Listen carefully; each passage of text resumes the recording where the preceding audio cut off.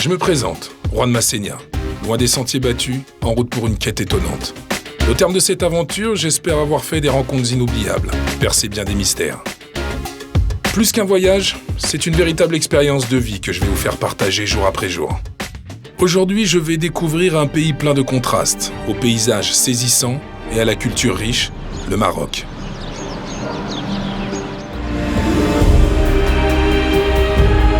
Situé entre l'Atlantique et la Méditerranée, dominé par la chaîne de l'Atlas qui culmine à plus de 4000 mètres, le Maroc, aux couleurs, climats et paysages multiples, est une terre généreuse et accueillante. Aujourd'hui encore, il offre un visage contrasté aux traditions fortement ancrées des deux principaux peuples, arabes et berbères. Sur les 32 millions de Marocains, 30% sont berbères. Pourtant, ce peuple peine à être reconnu comme une communauté à part entière. Mon but, fouler la terre marocaine à la rencontre des gardiens de l'Atlas. Les nomades, le peuple originel du Maroc, racine et symbole de la culture et des traditions berbères. Il n'existe aujourd'hui plus que 5 ou 6 grandes tribus nomades au Maroc. Dans la course effrénée à la modernité, le mode de vie de ces derniers défenseurs des traditions ancestrales berbères est en péril. Il n'y a pas de nomades ici ? Il n'y a pas de nomades. Ah. Il y a peu de familles qui pratiquent encore le nomadisme. C'est loin. Donc je suis pas arrivé alors. Vais-je réussir à atteindre mon objectif ? Franchir toutes les étapes pour résoudre ma quête ? Et je m'en souviendrai toute ma vie. L'aventure commence maintenant.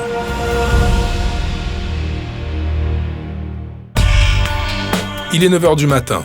Après seulement 3 heures de vol, j'arrive à Marrakech.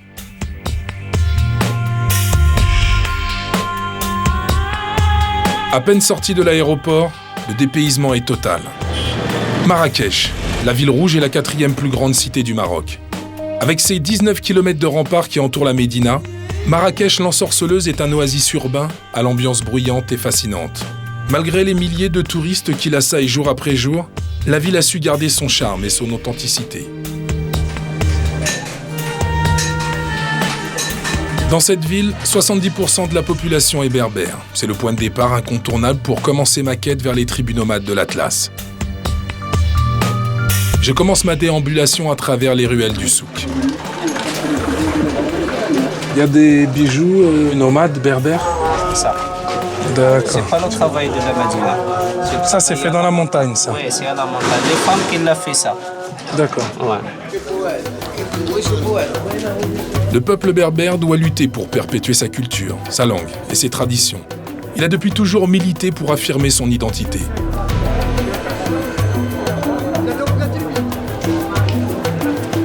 Les marchés se succèdent, et malgré l'apparent désordre, les 40 000 artisans du souk sont en réalité très bien organisés.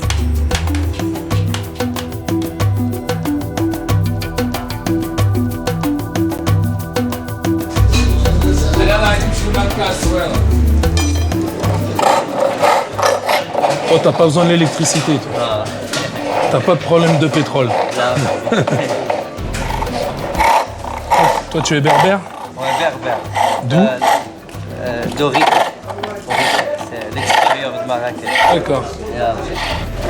Et toi, tu es nomade ? Moi, non. Toi, non. C'est pas, C'est pas ta génération. Non, c'est pas. Moi, je veux rencontrer des berbères, mais nomades, qui se déplacent. Ah ouais. Tu sais où je peux en trouver ça ? Ça, c'est à Ouarzazate. Ouarzazate ? Ouarzazate, ouais. Il y en a dans les montagnes ? Ouais, ça existe. Ouais. Et pourquoi t'es venu à Marrakech ? Pour gagner ma vie. Là-bas, tu gagnais pas ta vie, là-bas. Il n'y a rien à faire là-bas. Rien. Tu sais, s'occuper des moutons, faire des bijoux. Il y a beaucoup de jeunes comme toi qui ont quitté la montagne. Tout le monde. Tout le monde. Ouais. Tous les jeunes, ils viennent à la ville. Ouais, Moi, je vais aller chercher les berbères là-bas. Où est-ce que tu m'as dit, Ouarzazate ? Ouarzazate, c'est Les nomades. Les nomades, il y a Ouarzazate. Merci.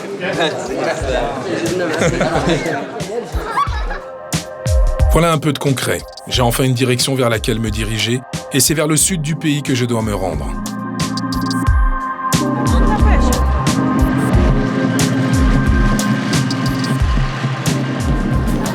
La nuit tombe sur la célèbre place Djema El Fna. Et c'est à ce moment-là que l'on peut assister à un impressionnant spectacle vivant.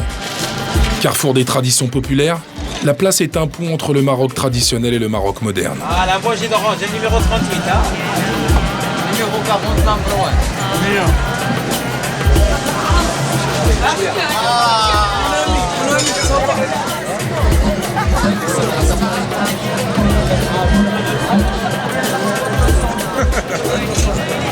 1. Non, merci, c'est gentil, mon ami. Tout à l'heure.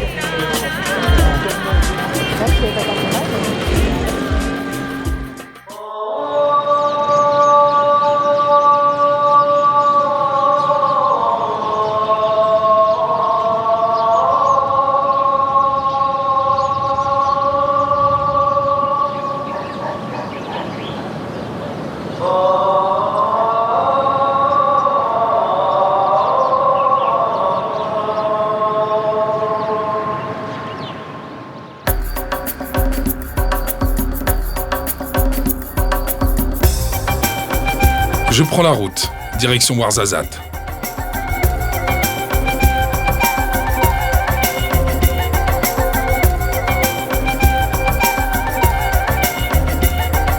À l'horizon, l'Atlas apparaît à perte de vue, immense et fier. Dans la mythologie, il est un géant mortifié qui soutient la voûte céleste. Sur la route, je tombe sur un village à la beauté figée, où le temps semble suspendu.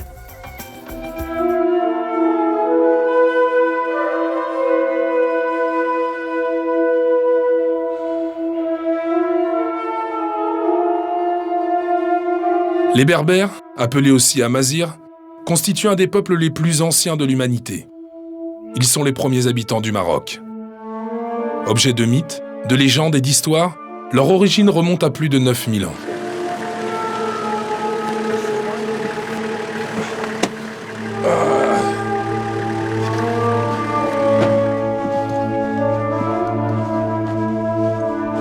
Les rues sont désertes. Peut-être ai-je trouvé un village berbère que les nomades ont laissé derrière eux?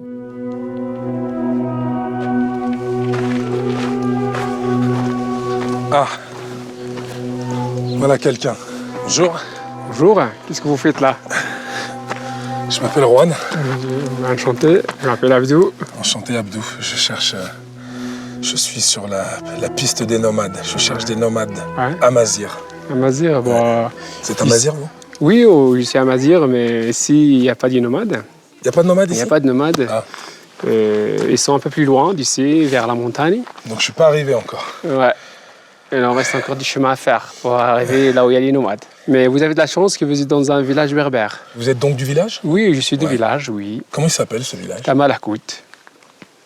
En tout cas, c'est magnifique. Ouais. C'est un vrai village traditionnel. Ouais, c'est traditionnel, ouais. Il n'y a pas de béton, il n'y a pas de parpaing. Non. Non. Et les gens ici, de quoi ils vivent? Ils vivent de l'élevage. D'accord, c'est des éleveurs. C'est des éleveurs. Sédentaires. Sédentaires. Ouais. Les Amazirs sont à l'origine un peuple nomade. Mais comme Abdou, aujourd'hui plus de 90% des Berbères se sont sédentarisés. Comment s'organise la vie d'un village berbère sédentaire comme celui-ci? Les femmes, chaque femme elle a son travail. Il y a une femme qui fait le ménage et la cuisine, il y a du pain, machin.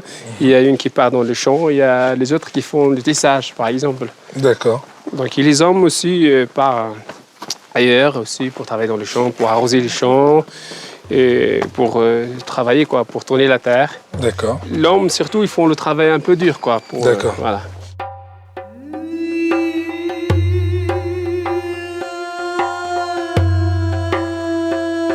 C'est quoi ça, Abdou? Là, c'est l'école maternelle pour les petits-enfants de 4 ans, 2 ans, voilà, l'école maternelle. Et après, il y a l'école par là. Ça, c'est l'école primaire? C'est l'école première. C'est ce qu'on apprend dans cette école-là? La langue arabe, français, berbère, et voilà. Après, il faut y aller au collège. Pour les enfants amazirs, la langue arabe, c'est une langue étrangère, presque. Presque oui, parce que c'est l'arabe qu'il faut apprendre à parler en arabe et à écrire en arabe. Mais ce sont des berbères aussi, donc maintenant il apprend à écrire au berbère et à lire, voilà, pour qu'il reste toujours les hommes libres. Ce que tu me dis maintenant, c'est que la langue amazir, elle est plus seulement parlée, elle est aussi écrite. Elle est aussi écrite, bien sûr. Et on l'apprend à l'école? On l'apprend à l'école, oui. Il y a 2 ans après ou 3 ans qu'ils ont commencé à apprendre à écrire Toi, tu sais écrire la mazir? Non, je ne sais pas écrire la mazir parce que je n'ai pas pris la mazir à l'école. Tu vas J'étais à l'école, moi, donc... Qu'est-ce que tu as appris à l'école? L'arabe, le français. Ouais.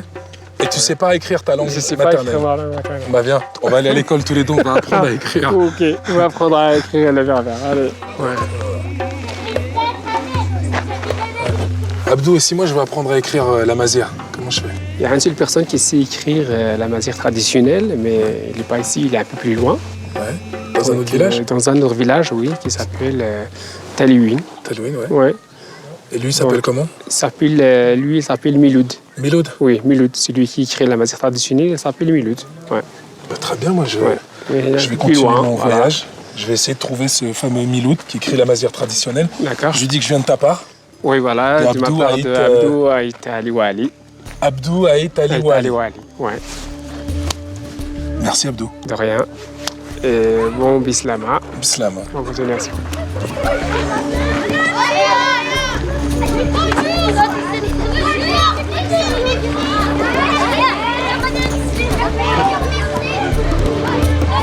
Slama Abdou. Bislama, au revoir. Slama Abdou. Cette première véritable immersion dans la culture berbère me donne un peu les clés pour comprendre le profond sentiment identitaire de ce peuple. Je poursuis donc mon voyage au cœur du pays amazigh, en pleine montagne du Sirois, vers Talouine, le pays du safran, l'épice la plus chère au monde.